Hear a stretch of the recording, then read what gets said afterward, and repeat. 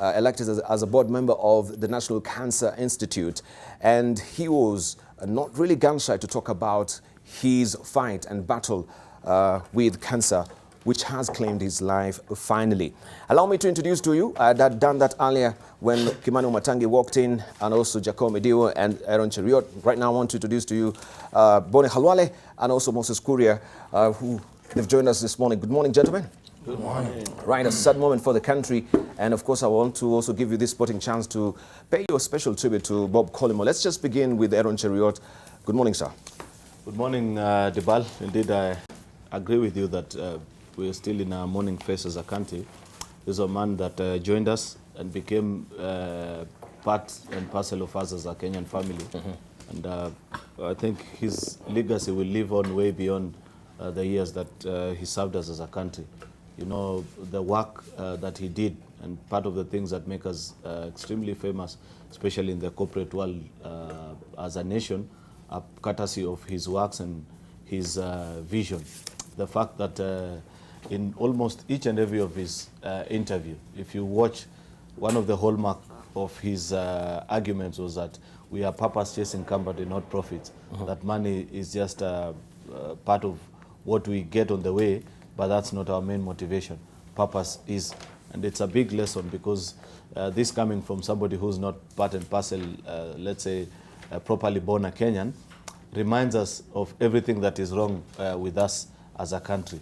You know, the challenge that we have in Kenya is that we have that mantra of his in reverse. We forget about purpose and we chase profit or money by all means. That's the biggest challenge that we continue to have as a country, both in public and private sector. Safaricom remains to be, Safaricom is our Apple, if I may use that example. And I remember one time, about 2 months ago, we had an argument on the floor of Parliament where, you know, there have been this debate about the dominance of Safaricom. Yes. And one of my arguments has always been that don't look at Safaricom in terms of its bigness and its balance sheet here in Kenya. Look at it globally.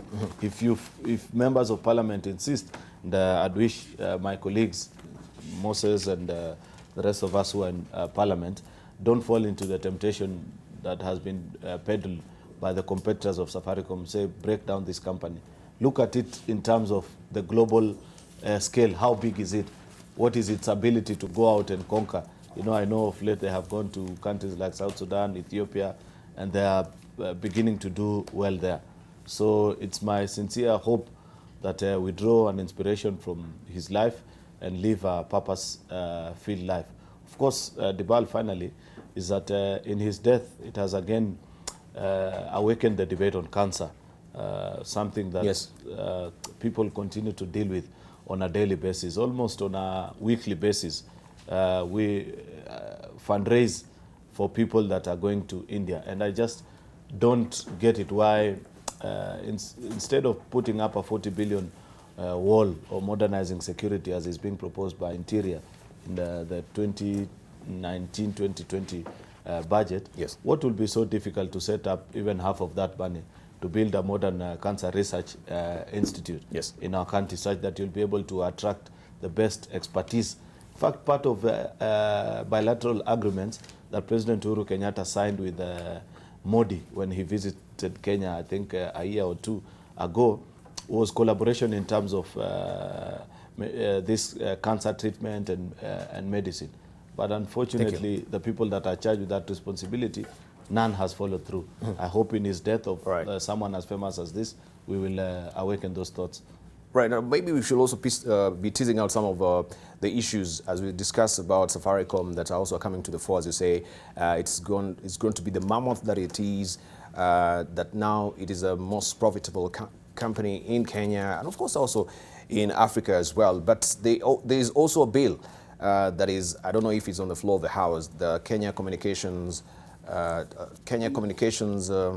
Amendment Bill 2019 that is seeking now to sort of split, you know, some of these telcos from their mobile money and the M-Pesa services, or the T-Cash or the Airtel, of course, also facet of it of the money transaction as well. So that is also a topic that we need to discuss this morning. But paying tribute before, let's hear from Kimani Matangi.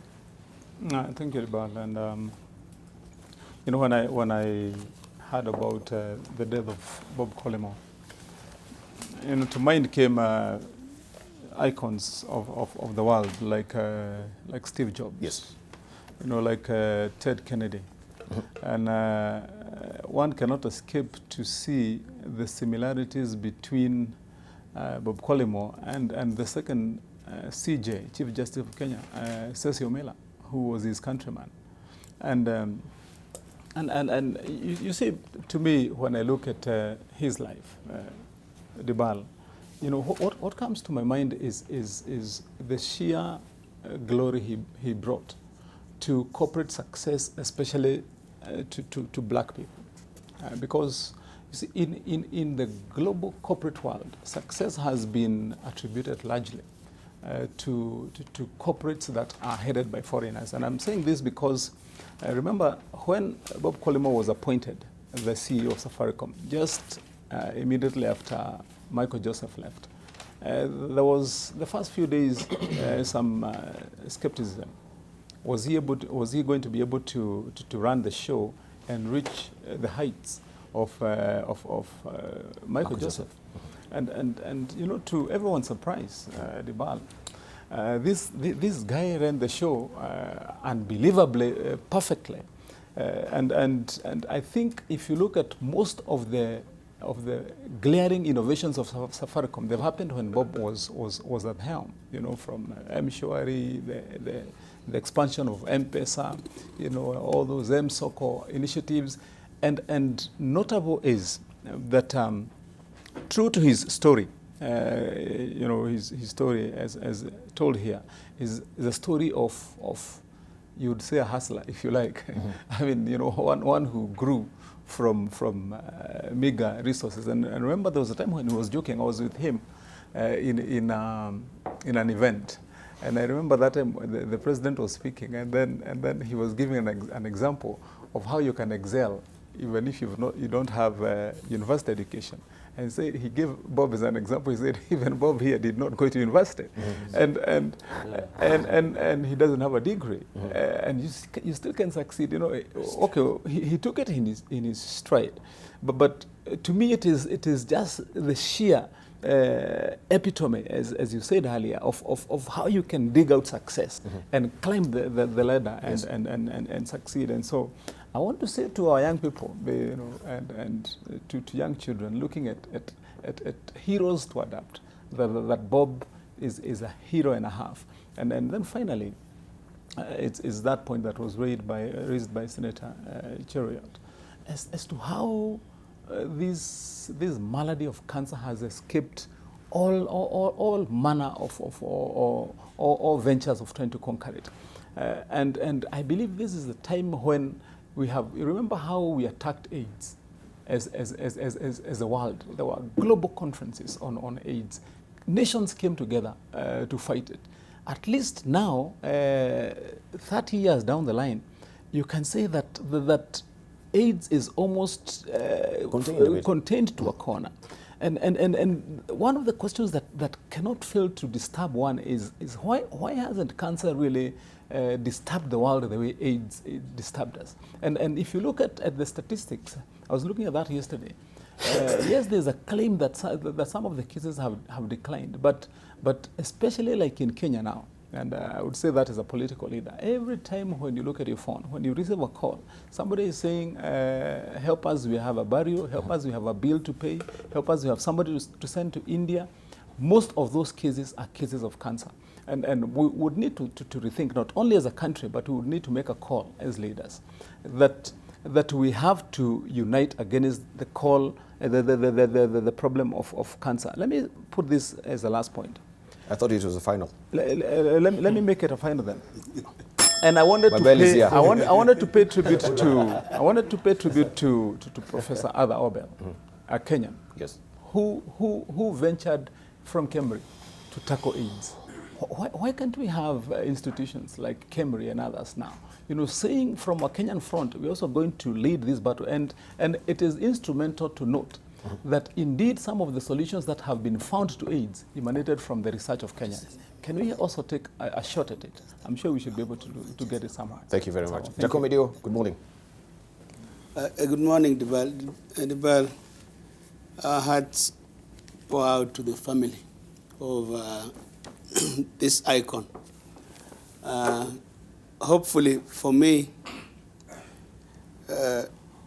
Safaricom will not go a different direction with his departure.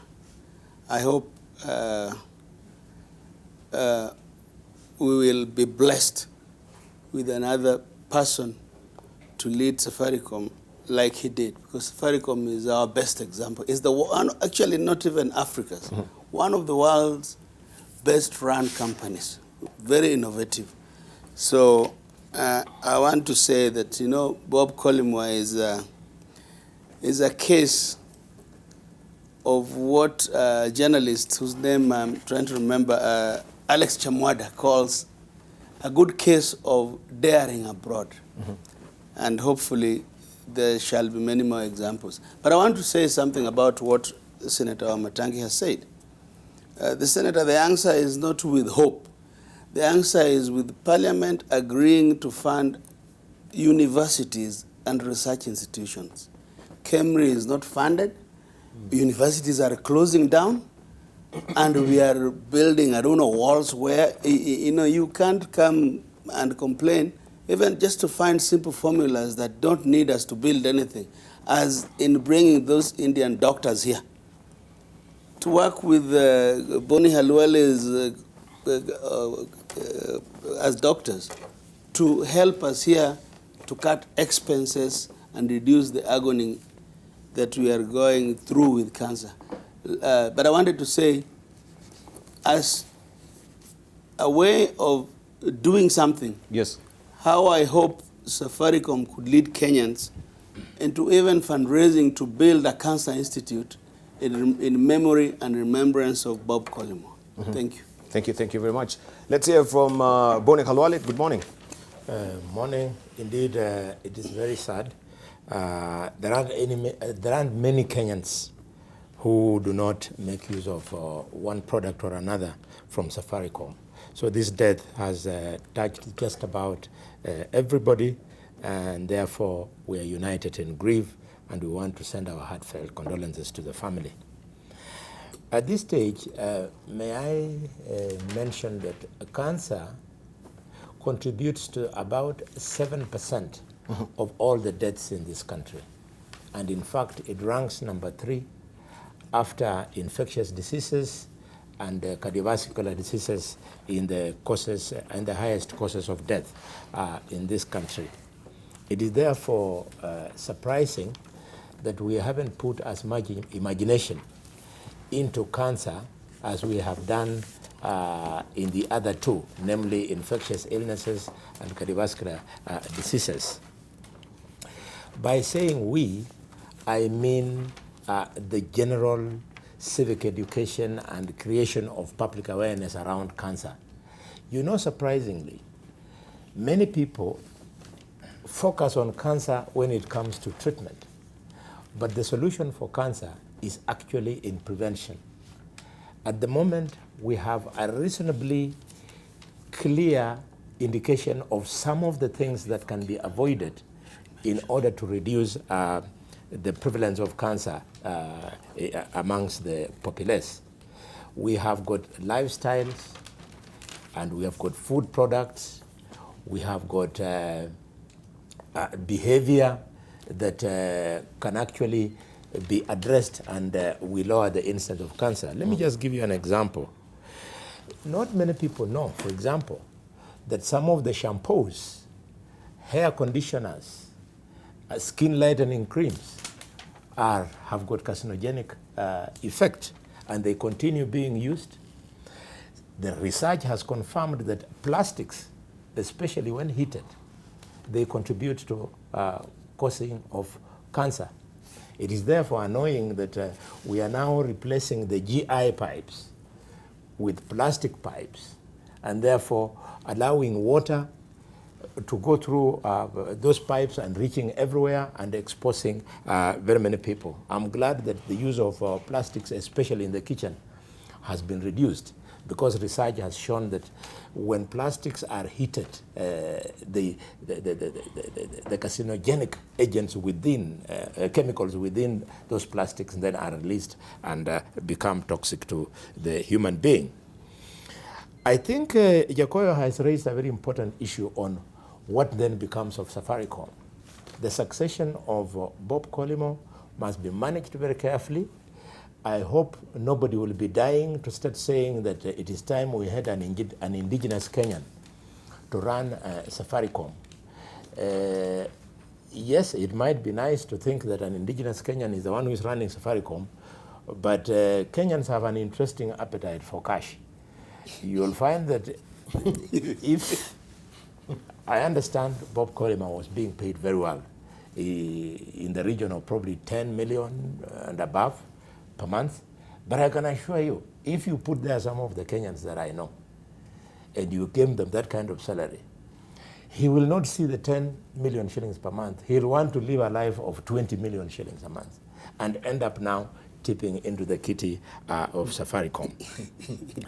I want to say something on the flip side, i.e., whereas Bob Collymore, and we thank him for having led Safaricom very successfully, but we also have to talk about the kind of profits that Safaricom has been making. To my mind, Safaricom has not been making fair profits. In fact, to me, it looks like it is... unfair competition? Not unfair competition. It was actually profiteering. Why would you allow a company like Safaricom to declare the kind of what I would call obscene profits when the person who is actually funding those profits is the ordinary boda boy who buys airtime for 50 shillings to allow Safaricom at the end of the financial year to declare those kind of profits? There is therefore room for us to cut the cost of telephony by almost 50%, and still Safaricom would make profit. Right, thank you. Let's hear from Moses Kuria. Thank you, Debarl. I think I want to join my colleagues in expressing my condolences to this great man. And Bob Collymore was great in so many ways, not just because, as we say, that he built a great company, Safaricom, but when he came and found Michael Joseph's shoes, he did not attempt to fit into those shoes. As somebody said, he actually made his own shoes. Mm-hmm. And it, you know, comparing these two men who I had the privilege of knowing, personally interacting with from time to time, you know, Michael Joseph is this towering figure who had built not only a big company, Safaricom, but also attracted lots of that attention to himself as a person. Mm-hmm. And when I met Bob Collymore in 2013, and I asked him, are you going to follow into the same footsteps of trying to, hogging the limelight that, mm-hmm. that Michael Joseph used to? And he told me the one who is going to hog the limelight is Safaricom. Mm-hmm. And we've not seen that kind of a concentration of attention to Bob Collymore, the man. He let Safaricom grow and he let Safaricom be. And I think that's one of the things that I'm going to miss about him. Fitting into the shoes of someone like Michael Joseph was not that easy. Mm-hmm. He was such a, a towering figure. But also the other thing is the humanity side of Michael Joseph. Yes. The fact we used to see him in jazz and Friends, and he was such a very accessible guy. A very accessible guy, very warm character. At one point, I wanted to start a scheme for my constituents where they would be able to pay for their health insurance in little amounts. We had a problem because a payment of 20 shillings would attract a charge of 12 shillings. And I went to Michael and told him, this is not acceptable, it's not tenable. And to my surprise, he told me, give me 1 month. A month later, Safaricom announced M-Pesa Kadogo, where if you are transacting for less than 100 shillings, mm-hmm. it was free. Until today, that's free. And the mere act of listening and saying, let's listen to what Kenyans are saying. For me, it's something big. I'm going to miss it. But one thing I like about, Victor's, the other cartoon you had there from Business Daily, I like it because of the cartoon? The crowd hosting. Yeah, the page 14 of the Daily Nation. Yeah, of the Business Daily. I think it was, for me, that tells it all. This cartoon? Yes. Because that is not about the mobile telephone services. That's a whole new business that people don't know about, that Bob Colmo built on the crowd hosting services. And actually now I think they're getting a considerable amount of the Safaricom revenue coming from the ICT services as opposed to the mobile services. And my personal servers are actually hosted by Safaricom at the cloud. So I'm confident that they are not going to have bugs. Bob Colmo is going to look after my servers. From the heavens. From the heavens. Thank you very much. All right, let's hear from Senator Aaron Chirot, especially now that we are bringing this debate as well, because what Bone Halole is raising is also pivotal for this discussion. And I think I'll be remiss if we don't put it on the table as well. I've mentioned the Kenya Communications Bill 2019 that actually the Member of Parliament for Game right now, Elisha Odemba, has come up with. And this is just reviving the debate that has been there on how we can separate, the M-Pesa from the telcos services as well. And in light of what you're saying, that it has grown exponentially to be what it is today, and it has been rated the best employer in Africa, 67th in the world by the Forbes magazine in terms also of corporate governance. I think Safaricom has placed Kenya also on the map of the world as well. But it is also coming up with so many issues. People are complaining. We can see also some of the telcos are merging right now to try and beat Safaricom as it is, so to speak. And some of them are saying this is a very uncompetitive playing field that Safaricom it is right now. Do you think this particular bill will fly, first of all? And do you think should we now separate M-Pesa from the telcos as Safaricom it is right now? And what does that portend, especially for the telcos playing field? I don't support that bill at all, and I have told my friend Elisha that I will never support such a bill. And I hope my good friend Bonnie can perish the thoughts that he has. Because, let me tell you, Bonnie, there's something you don't know. You see, don't look at the kind of profits. We said the hallmark of this guy, Bob Colimo's life, was that he kept on, his mantra was purpose, not profits. And that is a thing that you need to look at. You cannot discuss Safaricom without discussing the purpose for which they exist.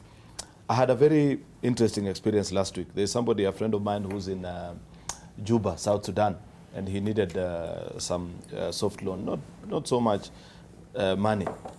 The amount of money that it cost me just to get him that money there. And he also told me the deductions that were made for him to actually access the amount of money in terms of the financial services space in that country tells you the important role that Safaricom continues to play in our country. So don't just look at the profits that they make, but imagine how easier they have made life. That today, if you have somebody who's unwell somewhere, you don't have to physically trace them to get help on their way and that kind of a thing. Therefore, when analyzing this kind of debate, I have said times without number that this discussion cannot be complete if if only you look at Safaricom within the context of Kenya. Safaricom is a player in the global scale, and therefore it's just the valuation. What is the market valuation? It's only about $10 billion. Compare it to the big telco companies worldwide, Debarl, and you'll realize it's just an SME. So it will really be unfortunate of us to analyze Safaricom only from the spectrum of how big it is in either Kenya or East and Central Africa. We want it to grow and even grow tenfold so that it can be able to take on the larger corporates of the world. And that is the only way that as a country we shall be able to grow and become better. If Safaricom has a strong balance sheet and it's able to conquer, say, even the rest of Africa as they have done to Kenya, those profits come back to us as a people. The same way we return profits to Huawei, Samsung, and all these other big companies that buy accessing their services, we pay an arm and a leg to access their services. Therefore, the attempt, you know, as legislators, we must not try to create problems where there are none and pretend to solve them, then run away from when there are actual problems by not solving them. But worldwide right now, we can see things are changing when it comes to tech companies like Facebook and Google as well. This is also within the European Union zone that, yes, they need to try and streamline this sector because of the exponential growth that is also sort of smothering other small companies that cannot really come up, because even when you come to Google's, you know, the listing of some of the companies that really come when you maybe you're searching, it is in favor of Google. So this is the sort of regulations framework that actually they're coming up with. So are we also lining up with the world as far as competition is concerned? Let's hear from Giacomo Dio. Yes, Debarl, I couldn't disagree more with Senator Cheriot. I think Bonnie was right. This is a monster which became a player when there was nobody. They are innovative. But I do not understand from the argument of the senator how splitting Safaricom would not be an advantage in the market. Number one, no other company can do the same thing competing Safaricom. Because Safaricom, first of all, competes politically. Safaricom, secondly, is too big to allow other interested parties. Look at the way Orange struggled and gave up with these services. Look at the way, how many times Airtel has tried. Until now, Airtel and Orange are trying to merge. World over dominant companies usually are split by law. In fact, Debarl, might I remind you, about 3-4 years ago, there was an amendment which came to the floor of the House through a miscellaneous amendment, and it was being sneaked in by Aden Duale.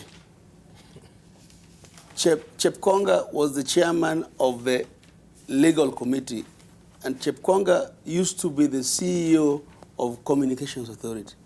I received a call from the outgoing CEO of Communications Authority, Mr. Wangusi. Said this thing about dominant and over-dominant companies, power not being with Communications Authority, is going to kill this country, because they wanted that power to be with politicians. Myself and Chepkonga, we went and sat Aden Duale down and told him, you are the leader of majority. Please don't kill government. The government is saying Kenya is a good investment destination.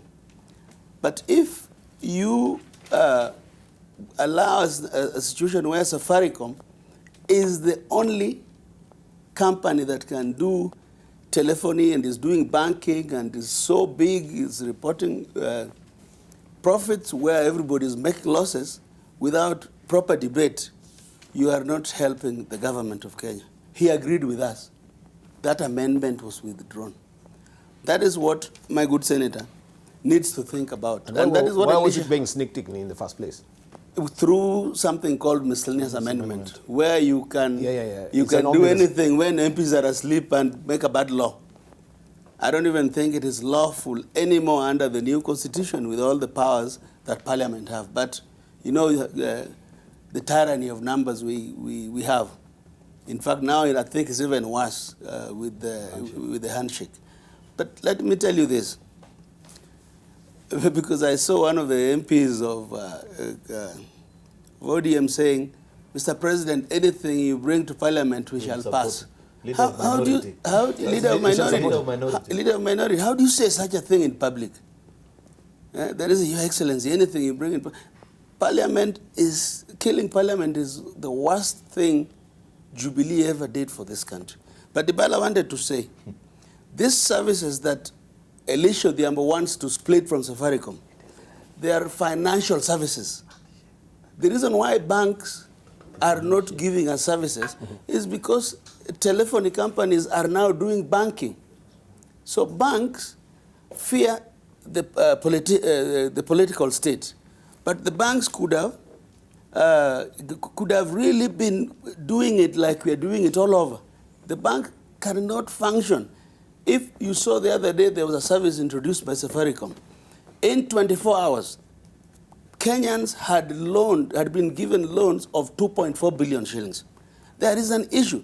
I want to plead with my senator brother here. Please let this issue, the Embu bill, it is a good bill. Let it go out for public debate. Unless you reform financial sector, you will never have a country that is good for investment, even where money circulates. But lastly, the state goes after taxes. Safaricom reports 15 billion shillings profit, but you have not looked at their expenses. It is these small services. It is many more billions. That is why internationally they are split, so the state can get more taxes, so that we can get better services from the state. Thank you. All right, let's hear from Kibano Matangi. Yes, Debarl. As a businessman, I would comment from the perspective of a businessman. But before I do so, it is good also to look at our quick history. See, Safaricom grew to the height it has grown at the same time with other entities like Equity Bank.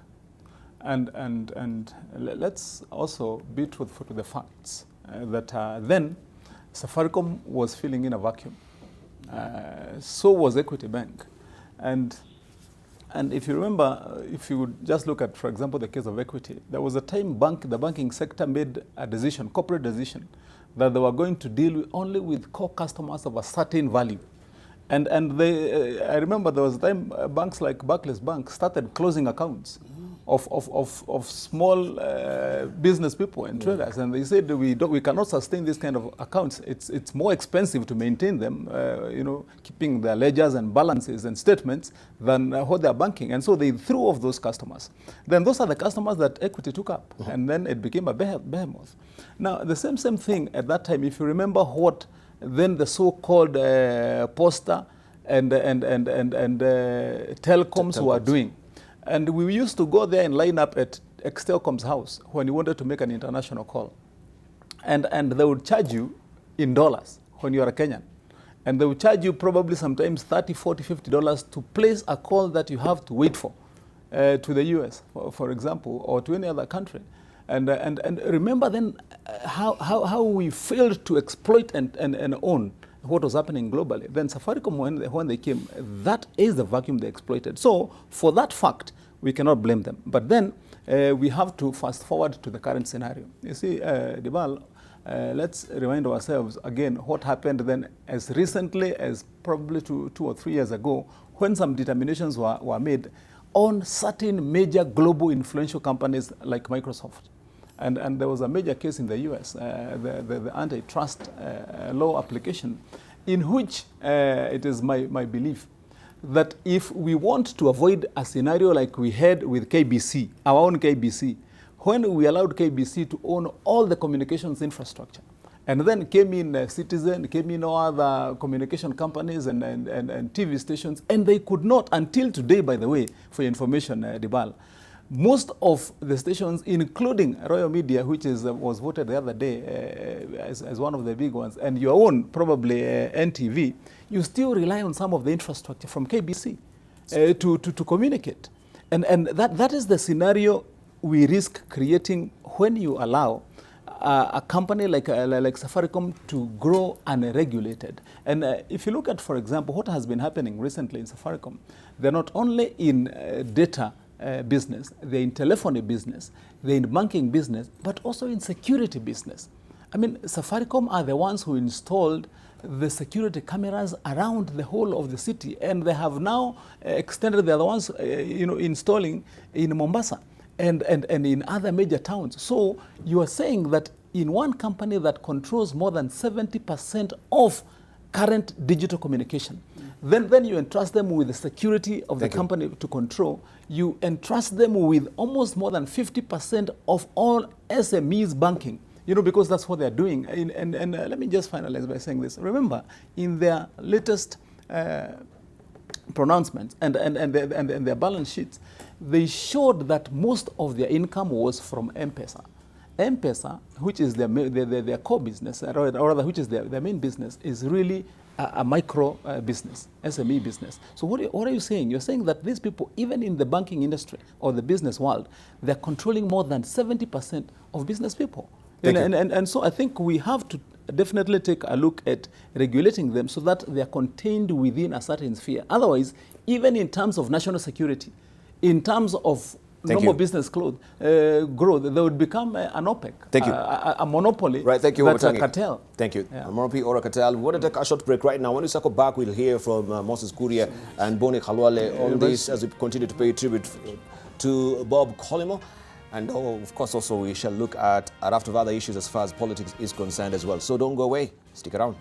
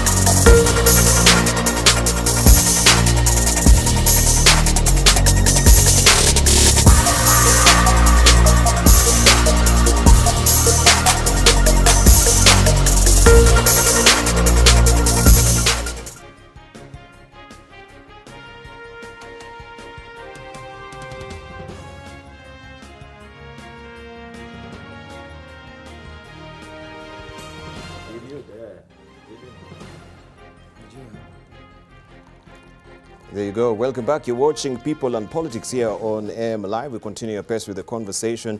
And of course, we promise to circle back with Boni Khalwale and Moses Kuria as well to just comment about the Kenya Communication Authority Amendment Bill 2019 that seeks to split the telcos. That is M-Pesa or these other money services from the telcos as well. Boni, you can pick it. Well, I don't think there is much to add. The only thing I would like to react to are 2 points, one from Wamatangi and another one from Jakoyo. Yes. Both, to me, very important. The issue of patients going to India, I think it is lost to many people. Yes. That we have got very good doctors in Kenya, and that some of the facilities in this country are also very good. Let me give you my own experience. 15 years ago, my wife was discovered to be having cancer of the cervix. And she did not even travel to Nairobi. We just moved from Kakamega to Kisumu, 25 minutes away, and we treated her in Kisumu. She underwent surgery, and she recovered fully. Doctors are there. Some of the facilities are there. What we need is just to do what Jakoyo said, invest in that particular course.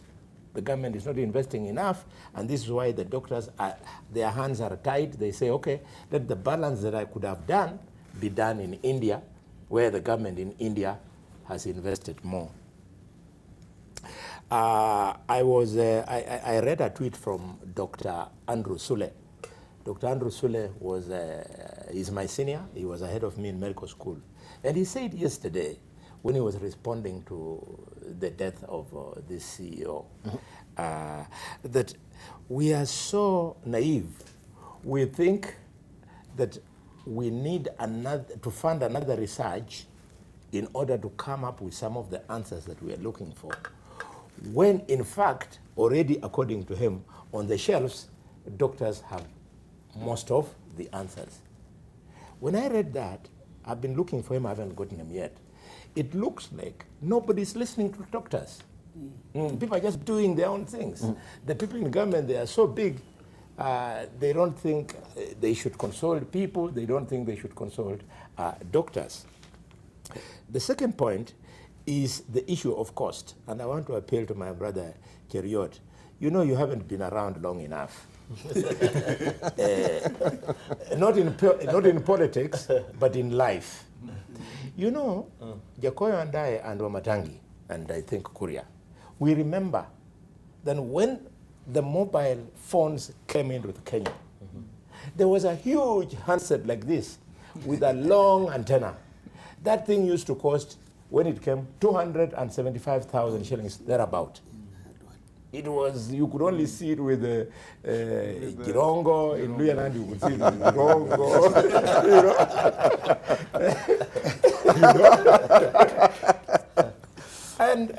And my brother, Icheriot, because times have changed, the handset, which was completely out of reach of all Kenyans, from 275 then to now, you can get a handset of 2,000 shillings. 1,000. In fact, there's one of 1,000 shillings. So if the change of times has forced the cost of the hardware to drop that much exponentially, then why can't it also be accompanied with a drop in the cost of the service itself? Tell me, what is this magic that when you send 300 shillings, I can't quite remember what they pay, that when you send 300 shillings by M-Pesa, you pay 15 shillings. What changes in the technology of transmission when you now move on to send 20,000? Why should the cost of sending 20,000 be so high? The bandwidth increases. This is an area where we need the computer engineers to explain to Kenyans. These people, and with due respect to Bob, who has gone, they are not in business. They are in profiteering. They are exploiting the public. And they are cheating people because they know they have a product which is very popular, especially with our youth, and they're just getting away with murder. I will continue fighting this chariot, even if you think my brain is becoming old and archaic.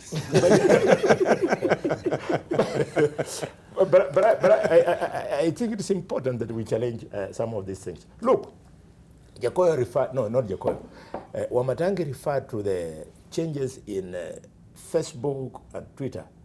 You have seen the owners of that product, Facebook and what have you, they have been giving so much to society because they have discovered that the thing makes so much money that you shouldn't continue hoarding that money, hoarding those profits because there is so much. Safaricom makes so much money, they should actually take over the entire early education childhood of this country and fund it because those are the children who will buy into their products. Not even when they are 10 years, the children are going into that product at the age of 5. I've gone to supermarkets, I've seen little children of 4 years snatch their phones from their parents and they are on the phone. Thank God mine don't have a chance. The first time my children are access a mobile phone is after Form 4.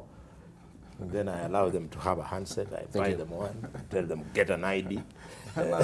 Now you're confirming that you're becoming a kite. Thank you, Boni. If you were to talk to me privately, I would show you the returns, on the positive returns on controlling the use of. Thank you. Let's finally hear from Moses Kuria. Yeah. I feel privileged and honored because I was one of those people with that phone. I did not know that I was in the leagues of Jirongo. We didn't know what you were doing. And you know, this is a whole thing about if you want to live an honest, quiet life in this country. This is not the Nokia 3310. No, way before Nokia 3310. And neither was it a Panasonic. You know, the guys who used to work with the home Panasonic portable one. And that was the year 1998, 1999. Thereabout, yes. And well, let me admit, it was not my phone, but I was working for a bank, and I was head of operations for that bank. And so therefore, because I would be called at night to answer because there was a problem with checks clearing or something like that. So they gave me this phone. But now, as it were, they gave me the phone before they gave me a car. So I would go with this huge phone in a matatu. As it were, it would ring. And I'm in the matatu, and I thought it was my girlfriend, now wife, and then I would ask her, stop calling me, everybody's looking at me, you know? It was impossible to receive calls because, you know, what is this thing? Who is this guy? What is this, you know, is it a bomb or something like that? It had a series 071, as Boni says, 200,000 shillings, 275,000, plus 15% VAT. On both the handset and the calling. By the way, it was never owned by anyone. You rent it. It was a rent. The 200,000 was a rent from post office. Yeah? And then here came Safaricom, and the rest is history. I think it's important, and I really like what Boni is saying, but I think someone by getting us back there. Because this is exactly the story of Safaricom and of mobile telephony in this country. By the way, if Visa, MasterCard, yes, or Kenyan companies, the likes of, I think it's a game problem. The likes of Jacob Midu and Elisha Odhiambo would ask for there would not be one Visa. It would have been split. Imagine. Thinking it's a very big company. If MasterCard is a Kenyan company, yes, the game coalition would have, the game axis would have split it. Let me say, Safaricom is a very small company. Exactly. Extremely small company that makes a profit of only $500 million every year. Yeah. You compare that is like tea and coffee expenses for General Electric, or for Walmart, or for Huawei. It's a very small company. And we need to be very, very extremely proud of Safaricom. I am extremely proud of Safaricom. In fact, the one thing I regret about Safaricom is this Vodafone marriage, which stops it from having Pan-African expansion. I think we need to think long term. How can we be able to unshackle Safaricom from the jaws of Vodafone. So that if I want to be the biggest player, why is Safaricom not in Nigeria? Why is Safaricom not in South Africa? It's simply because of Vodafone. And I think that's what we need as patriotic Kenyans to look at. And then this whole thing of demonizing anything coming through digital services. If anyone is tired of digital services in this country, go back to those days. Let's give people some safe passage to go back there to Stone Age. It is still available. It is not unconstitutional to be manual. But when we have got 20 million Kenyans, 25 million Kenyans using mobile services in this country, we should use it as an impetus, as a catalyst to do all the things that we cannot do otherwise. We have got a very poor savings culture as a country. We can solve that through M-Pesa and through Airtel money and through, T-Cash, the one from Telcom. By saying that it's a must for you to save, we should be pushing. I've been doing that quietly, and that's some journey we started with Bob, and I'm looking forward to complete it, if only in his honor, to make sure that we make M-Pesa to be the basis of our national savings culture. Because a country that does not save cannot invest. A country that does not invest cannot grow. The answer is right there in M-Pesa, in Airtel money, in T-Cash and all that. So that we are able to provide some mechanism for automatic savings, not requiring people to remember to save. The same thing to have some health insurance, to have pension. How many people have pensions in this country? How many people have life insurance in this country? We can take advantage of all this. And by the same breath, we look keen to demonize even things like Fuliza, for example. How many people have had emergencies at night, and there's no bank at that time? Yes. What saves them is Fuliza. And how come now government is encouraging Fuliza through Stawi if Fuliza is very long? So we need to take advantage of this thing. The world cannot be where Boni Kharwala left it when he was last in public service. It is moving on, and we must move on with the times. School fees. Yes. People come to us as members of parliament for bursaries, when all we need to do is to use mobile money, M-Pesa and others as a platform and incentive for savings. Who does not know that they are going to have a kid in Form 1 or Form 2 in January, and every day they are using their M-Pesa for things that are just for consumption. And let's also not demonize even betting. I know that was a culture that that is a legacy of Jacoyo Midio. But because so many Kenyans, but you cannot stop betting. You cannot stop it. Since you cannot stop it, make good use of it. Today, just last week, we passed a supplementary budget. Out of that supplementary budget, 6 billion coming from betting is going to universal healthcare, which could be what we could be using for this cancer center that we're talking about. That billion this year is a budget for the sports fund, out of which 65% is going to healthcare. So this year we might get around 22 billion from betting going to healthcare. But then even the 10% excise duty that Rotich proposed on betting in the budget, I'm going to move an amendment. And instead of giving government that money to go into a blind box somewhere where it is even eaten and squandered through corruption, let us open a personal pension account for every betting person, so that betting becomes a job and they retire to a pension.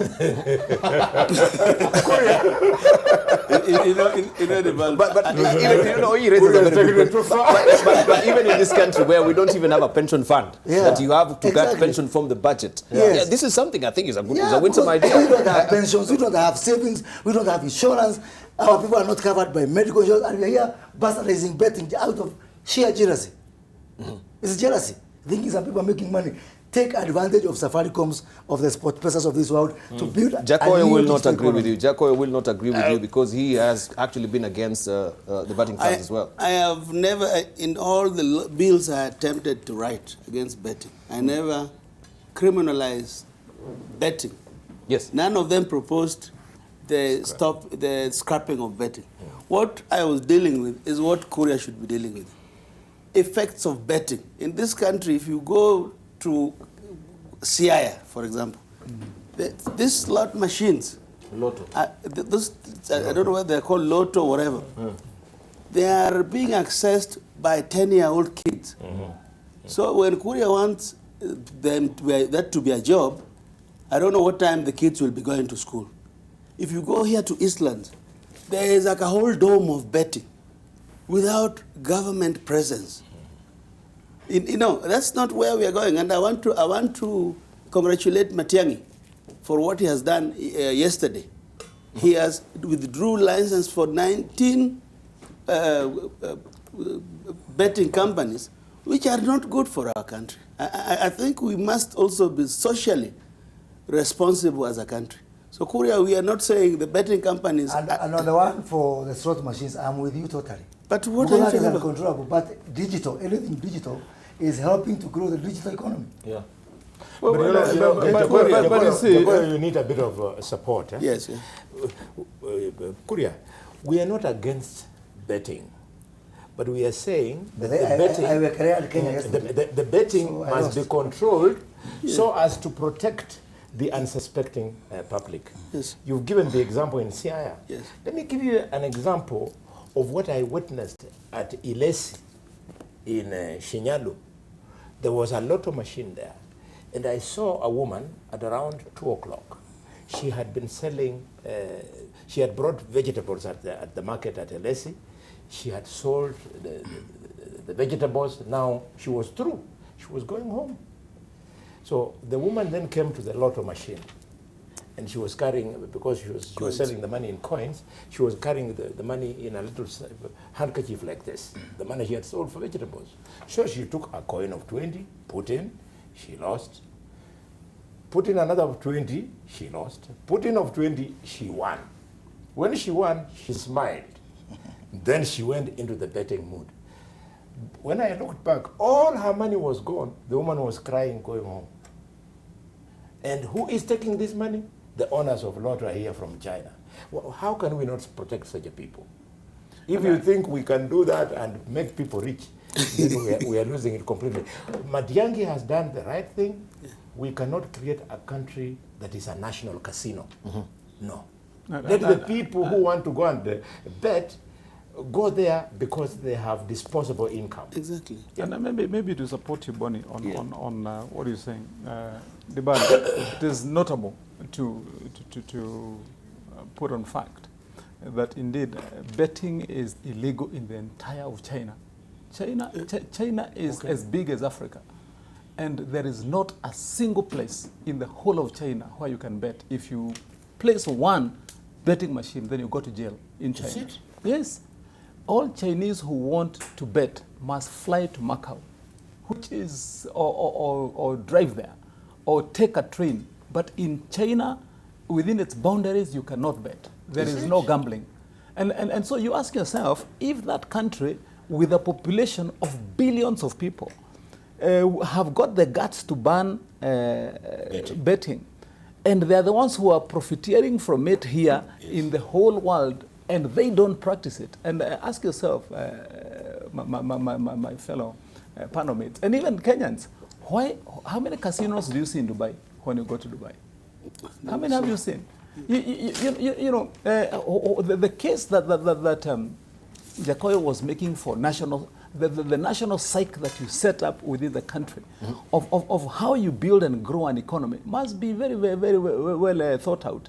There is also sense in why, when you go to economies like the US, that even betting is allowed, but it is regulated. It is confined in certain areas. That's why betting is famous in Vegas. It is done in Vegas under strict control. Yes. But you cannot just have it anyhow. Now, lastly, let me just point out to some of one of the points that Kuria made there, and I think in this on this issue of should Jacoyo and the game nation then take the day, you know, what he said is you know, fun for splitting and control. But there's a fundamental difference between profiteering and market share. The reason why you have, for example, Microsoft or Visa card or any other of those global companies domineering and having returns and profits in the billions is because they seek to grow their market share. And there is a major case between market share, market capture, dominance and control of a market. And those are fundamentals that you must look at if you want to control and regulate a market to grow it responsibly. Because, and that's why I made the case, and even today, Debarl, I am not one of those who agree, for example, in the fate that befell the investment of the South African SAB breweries in Thika, when they tried to establish the Castle breweries.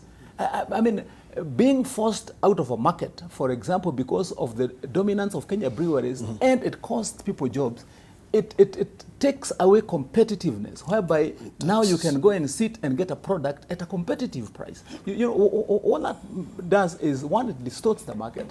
It also contracts the job share that you're able to roll out to people, because you have given ultimate control. So yes, it is important, for example, to let a company like Safaricom grow and expand its wings as much as they can. But the regulation regime must also be such that, for example, if you go now to the US and see how many competitors of Microsoft are there, how many in the UK compete at edge competition with the Visa. There are probably about 10 cards. If you look at any hotel where when you're going to the UK and you want to pay, you'll find like 10 options of a card. You can pay with Visa, you can pay with MasterCard, you can pay with PayPal, you can pay with what. That is the kind of marketplace you want to look at, whereby you have not let one person or one entity dominate and call the shots. Otherwise, the point that was made by Bonnie, and I had Jacoy exclaiming that it was very well thought out. That's a brilliant thing, Bonnie, that you are saying.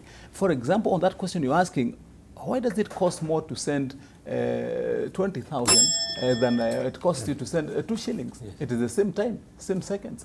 Yes. Yeah, you know, it's just a matter of determining Bonnie should pay more. You know? There's only something that I want to say, Debarl, about sports fund, and I had mentioned it earlier, but Moses had not arrived by that time. Now that he's here, I'd wish to repeat it. That the thing that I regret mostly about sports fund, Moses, is that I know health is important, but the fact that the CS for Treasury, in the recommendations that he sent to the National Assembly, capped funding to sports at 20% only. Surely, why call the thing then sports fund? If only 20% of that 60 billion you're talking about can go to fund sports, yet as a government we are promised we are building stadiums. Do you know how bad things are? That the only functional stadium in a country of 40 million people is Kasarani. That's the only functional stadium we have at the moment. You know, we couldn't even host. You know the problem of the Senate. Why don't you allow me to finish, Moses? Okay, let him finish. As he age, let him finish, Moses. The capacity for research diminishes. It's actually 35%, not 20%. Still doesn't take the same point. If it is still at 35, same thing. If it is at 35, it is still the same point. Why do you call it sports fund then? If only 35% of it can go to sporting activities. Actually, it's not called sports fund. It's called sports culture and whatever heritage and culture. And, you know, 35%. First of all, we're coming from zero. Right now, it's zero. If you go to your own county, you have got Kapkatet Stadium, which has stalled, because of lack of funding. No funding. Yeah? We are coming from zero. So this year, we'll have 10 billion available. From 0 to 10 billion. So let's not just look at percentages. If we utilize correctly the 10 billion this year, we are going to complete, you know, Kamarini in Iten. We are going to complete Kapkatet. We are going to complete our stadium called Wote, Marsabit, the Nyayo, Kasarani. We have got under 20 athletic championship. So let's get somewhere with it. Let's not just be skeptical, because surely, if dead people do not play football, so we need to look at health also. But if you play football, you'll be healthy. It's a chicken and egg, you know. And we are dealing here with the case of cancer here. Yeah. My problem is for the health, and I hear you, Senator, is the way we have configured universal health care. I want the seasoned doctors like Bonnie to advise, even to be called from retirement, to advise this government, you know. Because how do you go to a county like Nyeri, where we have got a lot of tea farmers in a place called Odaya, and who are dutifully paying for their NHF, and you tell them now, return the money into your pocket, I'll pay for you. They are not complained. They just want the services available. Thank you. Yeah? You know, this welfare society. Thank you. Where we have free health, free primary, Inua free Jamii. whatever, Inua Jamii, subsidized fertilizer in a country of paupers is just wishful thinking. You know, Korea has got a way of throwing in very important points, like what he has just said about the prioritization on sports. Today, sports and culture are devolved. And when you go to the governors, you ask them, what are you doing for sports? Absolutely. They tell you, and they are spending hundreds of millions, that I have launched the Governors Cup, I have launched the County First Ladies Cup, and that kind of nonsense. And bullfighting. No, bullfighting, it will come when I come there. So now, one would have expected, Debarl, that these governors, instead of buying balls and playing kits and so on, they would invest in infrastructure. We would have liked to see governors coming up with stadia. We would have liked to see governors coming up with the youth academies, sports academies. Thank you. The way you remember the good old days, Wamatangi, when you would go to Eastlands in the estates, you find there is a social hall.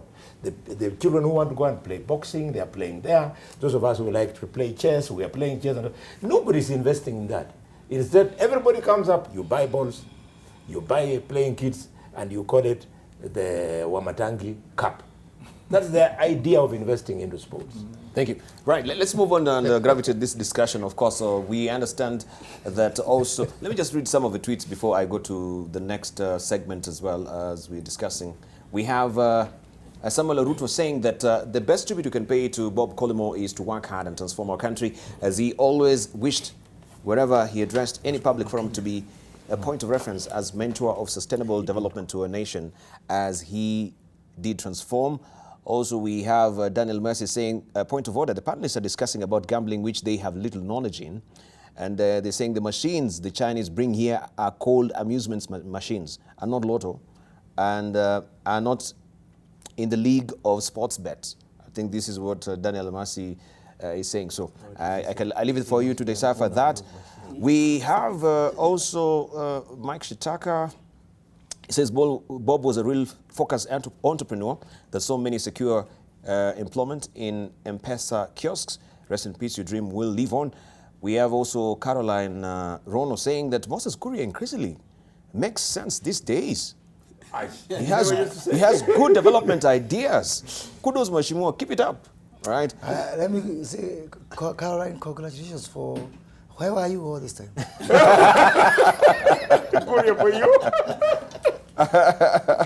Right, let's just move on now to this also point of discussion. When senators are outraged after President Uhuru Kenyatta signed into law the appropriations bill, even before the stalemate over the division of revenue, a bill called, or do I say DRB, as it is also called, which is the acronym, is resolved. The law gives the national government the legal force to go ahead and spend 1.95 trillion shillings as appropriated by the National Assembly last week. Article 218 of the Constitution provides that DORB divides the revenue raised among the national and the county governments and introduces the issue in Parliament at least 2 months before the end of the financial year. Although the bill flopped at the mediation stage after the National Assembly and Senate failed to agree on a new version, a new bill is yet to be published. The flopped bill had recommended that the national government gets 1.9 trillion shillings and 310 billion shillings for the counties for the financial year 2019-2020. However, the Senate amended it to reflect 335 billion shillings to the county governments as recommended by the Commission on Revenue Allocation, which did not agree with the National Assembly. At the mediation committee, representatives of the National Assembly agreed to have counties get 316 billion shillings. So the senators are headed to the courts. Aaron Cheriot. Well, the issue of Senator going to court it is not only about division of revenue. In fact, division of revenue came as a later addition to the whole debacle that we currently have between us and National Assembly. But it has everything to do with laws that have been considered by National Assembly and was sent straight for assent by the President without passing through the Senate. on issues that affect counties and ordinarily, as per the dictates of a constitution, Article 110, 114, should have first been debated in the Senate. And there are about 15 of such bills that as a House we put together, and we feel instead of us exchanging insults and trading barbs the way things have been happening the past few weeks, perhaps the best thing to do is to take this matter back to the Supreme Court for determination, like we did way back in 2013 in advisory opinion number, I think, 3 of the Supreme Court in terms of this division of revenue, where at that particular time it was the feeling in the National Assembly that Senate had completely nothing to do with the division of revenue. Of course, the Supreme Court made the right decision, because as per Article 218 of our Constitution, it speaks, and the words are very clear, about 2 months before the end of each financial year, there shall be introduced in Parliament, and that was a contestation. This Constitution is so clear. Each and every time they want to refer something to the National Assembly, they say it in black and white, National Assembly. When it says Parliament, it means Parliament, and our Parliament is bicameral, you know? And for a good number of time, we have never been able to properly resolve this particular issue.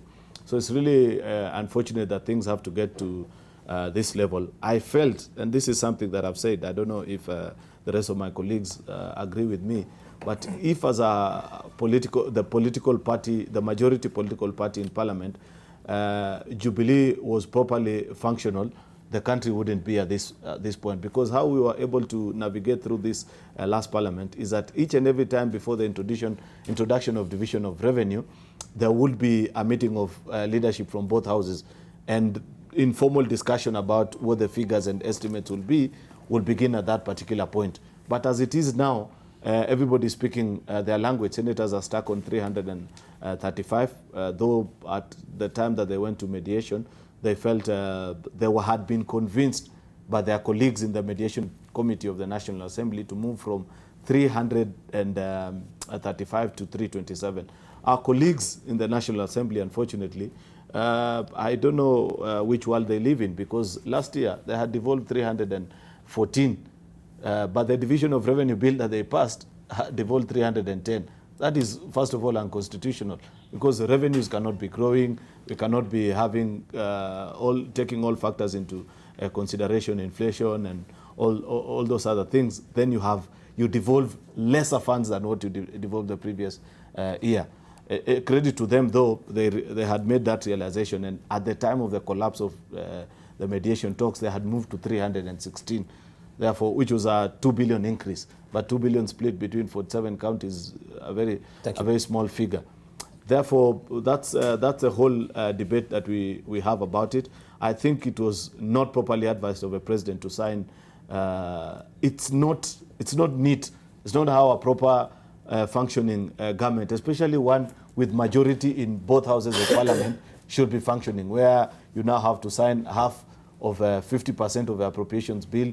Then later on, once we agree, we sign the other. It would have been more neater if you completed the whole thing at this point. Right, Jacob, briefly on this as well. I'll be very brief. I think it shows that this bicameral system is not working. I think if we are going to keep the Senate, let us go to this referendum and either make them equal or make the Senate an upper house. Because I think what the National Assembly is doing, it's helping us from advancing our wishes to have proper devolution. That is what the National Assembly is doing. And I can tell you, if you read in the papers, last week I read in one of the papers, a county, I think it was here, where even the vehicles are not working, nothing is happening.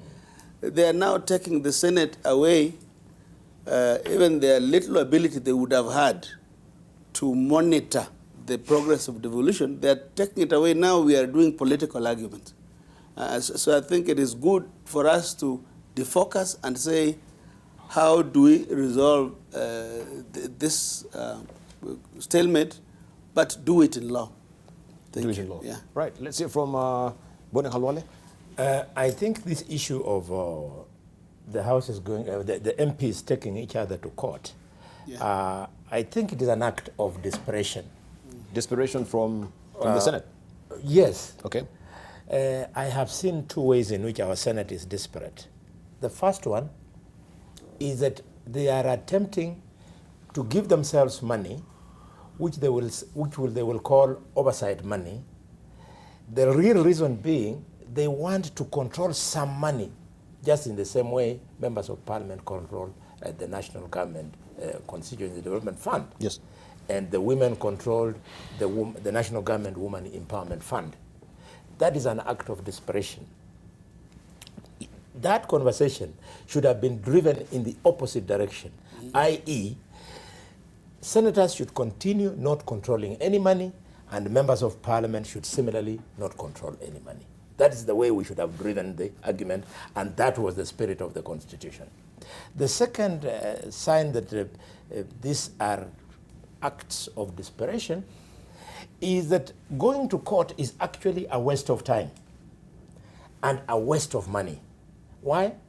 The issues for which they are going to pray before the court have already been determined. The Supreme Court gave an advisory opinion, and all that was required by Speaker Muturi and leaders of minority and majority in the National Assembly was to move away from impunity and respect that ruling, which was very clear. As Cheriota has said, there is a huge difference when you read the Constitution in terms of the meaning of a matter marked to the National Assembly and a matter marked to Parliament. Thank you. I want to conclude by saying that there is a solution. The solution lies in respecting, in the meantime, the law, i.e. the Constitution and the rulings of the Supreme Court, and more importantly, we have finally to amend the article on Parliament, so that the National Assembly is clearly, so that the Senate is clearly an upper house, a house of reflection. And it reminds me, Debarl, Martin Shikuku, one of the heroes who fought for democratization of this country. He was telling me, I hear you want to be senator, but don't. I want you to continue being the National Assembly, and since you and I come from Kakamega, you'll be referring things to me as Martin Shikuku, because I'm more experienced. I'll be reflecting on the decisions you have made. That was the framework and spirit of the Constitution. But now we have created an opportunity for the two houses to compete on egos, nothing else. Thank you. Wamatangi, you have an ego. Thank you, Debarl.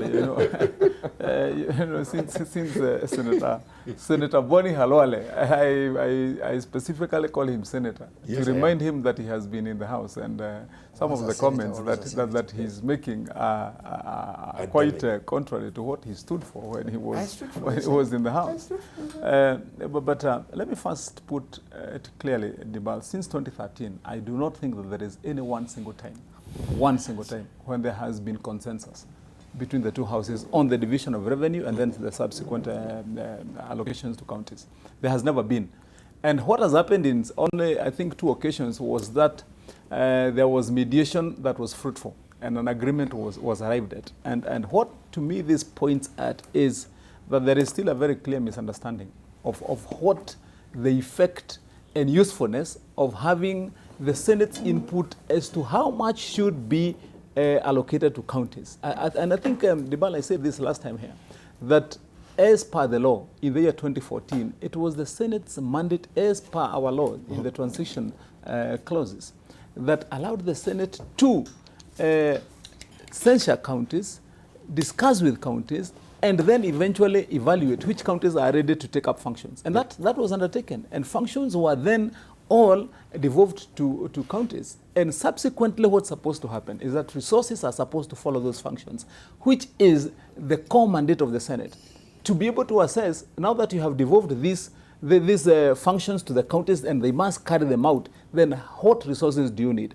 And I want to say quickly, Debarl, that let us not be blinded by the fact that, yes, there are lots of complaints on how resources have been utilized at counties. Most governors have not been responsible in how they have utilized the resources that they have received. But that should not be the reason why resources should be denied to all counties in a blanket fashion, such that even if there was irresponsibility, what we should be focusing on is to punish the culprits, but not to punish the population. And you see, an act that results in ensuring that resources do not go adequately to counties is not helpful. I just want to say quickly then, Debarl, I want to urge some of the people in the National Assembly, please go out around the counties in the country and see what is happening. And you realize that there is some fundamental changes that you see in our counties that are inspirational, that if we do better, we can have a better country. And we want to ensure that what national government said in all its proclamations before, that we want to see a continued stronger devolution or devolved system. That's what happens. And let me say this lastly. If mediation fails, Debarl, people need to know that there is a recourse.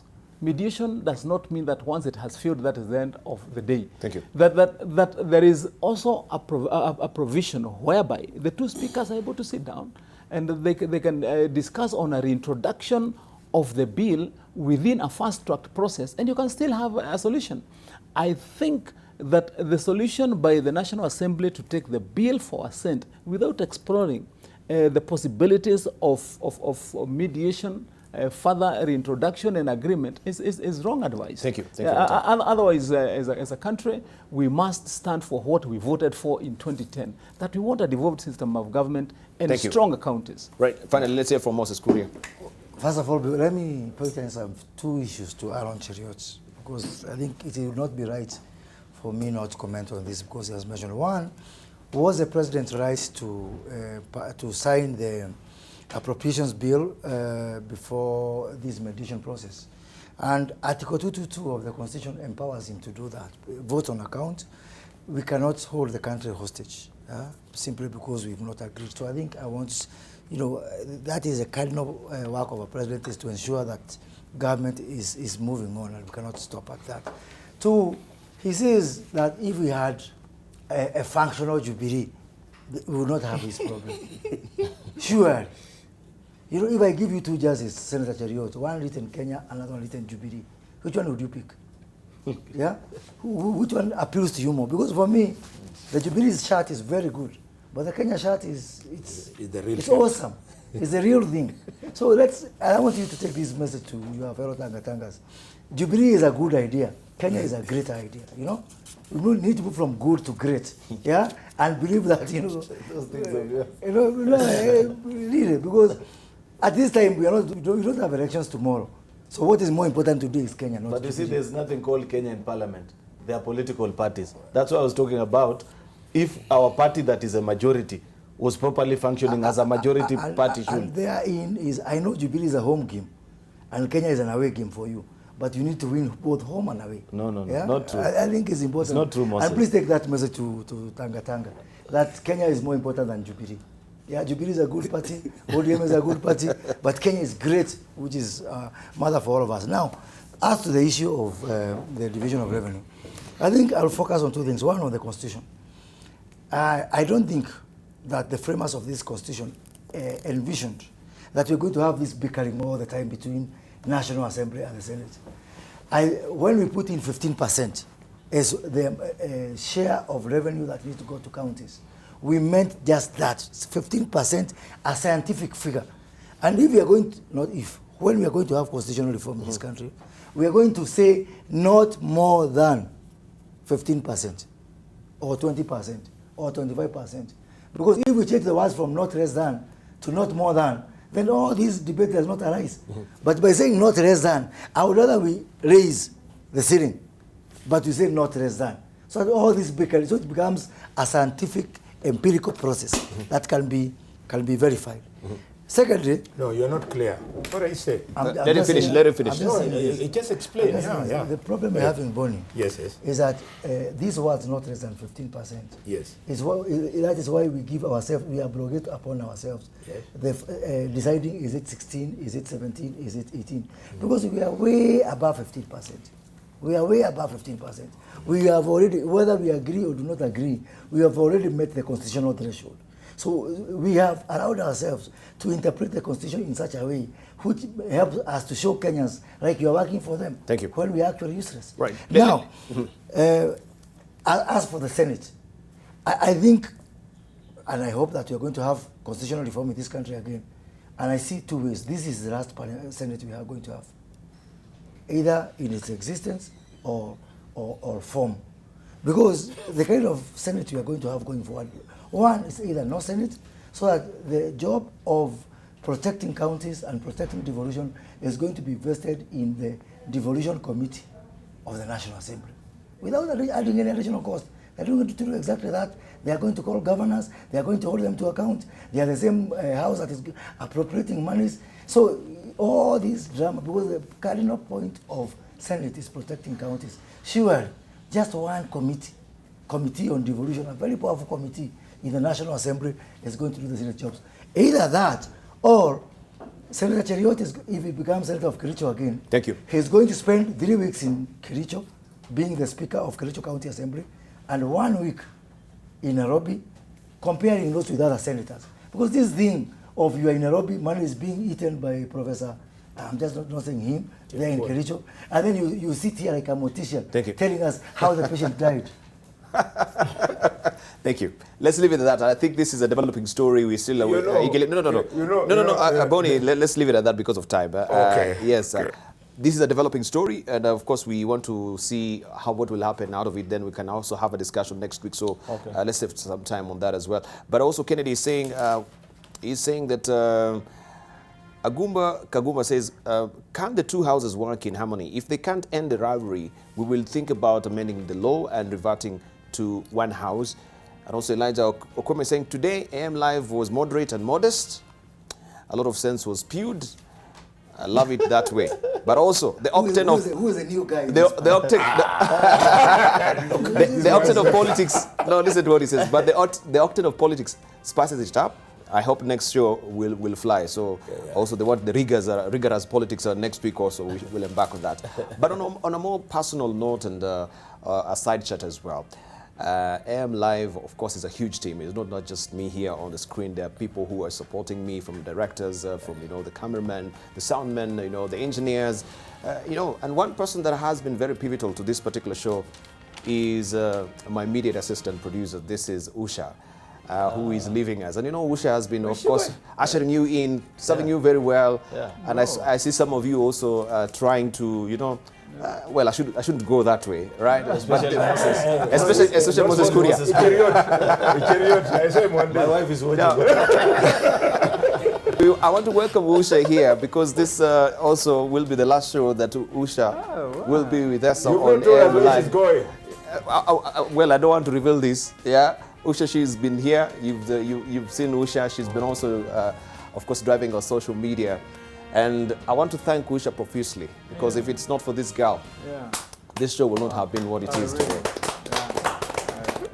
And for me, I feel a part of me is going away. Usha, I want to thank you so much. I think she's one girl that her demeanor, very gracious, accommodative. I can be a very person to deal with, very hard person to deal with. I know, very hard. My personality, but Usha, she's always been accommodative. I fly, blew my gasket along the way, but she has always been accommodative. I just want to say thank you so much. Thank you so much for what you've done. The way of also you've actually been so gracious, even in moments when we don't see eye to eye. You've always been gracious, even to this guys from Matangi. Absolutely. I know how Matangi is. Yeah. I wanted to say, Debarl, as I wish her all the best, that indeed. Thank you. I want to confirm that from next week, I'm going to boycott breakfast. If Usha, she is not there. The one that she serves us, if she's not going to, but I want to join you in entirely appreciating what Usha has done in this show. Every time when we've been here, she's, I've always seen her going around quickly, finding out, do you have your pen ready? Do you have your diary there? You have the Constitution. Served with a cup of tea and or the whatever you take. And I mean, she's just been a host and a half alongside you, and we want to appreciate you. Wherever this world takes you, Usha, you must know that we are absolutely behind you. We support you, and absolutely that we love you. Jacoyo. But not the way Senator Choriot. Jacoyo. No, we love you. That's the But time. of course, I mean, on a light touch. love you We very much. must say it's not a nice surprise because one of us is going away. You know, we are always a team, and but we can't miss to say we wish you well wherever you go. Thank you. Right. Aaron Cheriot, Thank you. I know this is very hard for you. Yeah, it's not very. Usha, I must confess, Usha is my good friend, and she makes our Tuesdays very awesome. She has been part of a team that has made this the best political show in the country. Everywhere I travel around the globe, people tell us that they know me because of this particular show, and that is because of the work that you do. Wish you all the best wherever life takes you. We'll always have you back. Thank you for the times. Thank you. Breakfast will never be the same. Whenever you're not there, Debarl serves us ngwashi only. I think Morning, Halwale. I'm the only one who genuinely can say I'm going to miss her. Because on this panel, I'm the only one who calls her my daughter. The others, I don't know whether they are.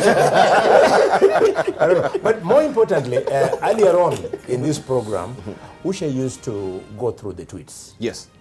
And it came to pass that it was only Usha who would control Miguna. Miguna would blast everybody, but when Usha would then go on, Miguna would then calm down. Congratulations.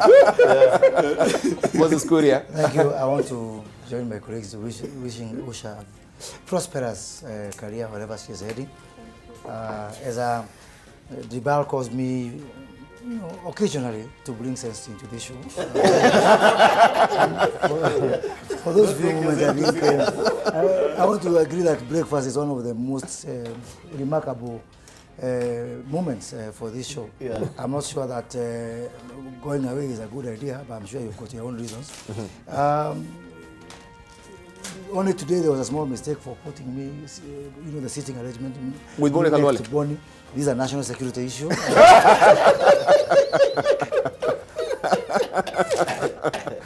But I'm glad that Boni refers to Usha as his daughter. Thank you. The same way he has got a candidate every year. So, Thank you. so I'm sure. Thank you. Anyway, So, we Usha, wish you well. those are glowing comments from, of course, our panelists that you've been with them for all these years, and we want to thank you so much. But, of course, I want to also bring along Jen, who is a video editor, to just bring the cake, to just crown the moment as well. And thank Usha. Yeah, we should have started with this. We should have started with the cake. Right, so Jen, the knife, and also, Usha, maybe you could just say one or two. Yeah, I know. I have my kerchief with me, don't worry. I just wanted to say thank you so much. I am so grateful for the last 4 years. That's how long it's been on this show. And for the last 4 years, you have been the first people that I've spoken to. Every morning you have started my day. I think I've spent half of the last 4 years with you. So I've spent more time with you than anyone else. And it has been moments of fun and laughter and fights, but more than anything else, of growth and love. And I'm just so grateful for that. And AM Live is so sentimental to me because not only was it the first show that I was given to handle, but it is the first time that I ever went on air. And that was thanks to you. You have been so supportive. You have been a mentor. You have fought for me. And I would just like to thank you so much for that, for trusting me when I was green, when I had never gone on air, to actually come on this show and read those tweets. It means so much to me. And I could speak forever about AM Live, but knowing how it's like backstage, I'm sure the director is yelling about time. So if I did have to summarize my time at AM Live, or what I feel when I think of AM Live, I would say of AM Live, it feels like home. Thank you so much, Usha. It's a whippy-teary moment for me. Thank you, Usha. So for the moment, because of time, Usha, we'll want you just to cut the cake, and you will serve us. And we want to thank you profusely where you're going. I know brighter things await for you. And this is just but a starting. But you didn't tell her that I am the one who bought her the cake. And you're not the one who bought us the cake. No. You like riding on. This is from the AM Live family. All right. And so we leave it at this point where Usha, she's serving us. Of course, we want to thank her profusely for being, the cog in the wheel of driving this particular show. And for the entire team, Jane, Joseph, James, Jackie, Diana behind the scene, Parto of course, on sound there. TX, we know there are so many and the credits are rolling. You can read some of their names over there. But we want to thank you so much also for your valued company as well. Thank you so much. You've been watching People and Politics here on AM Live.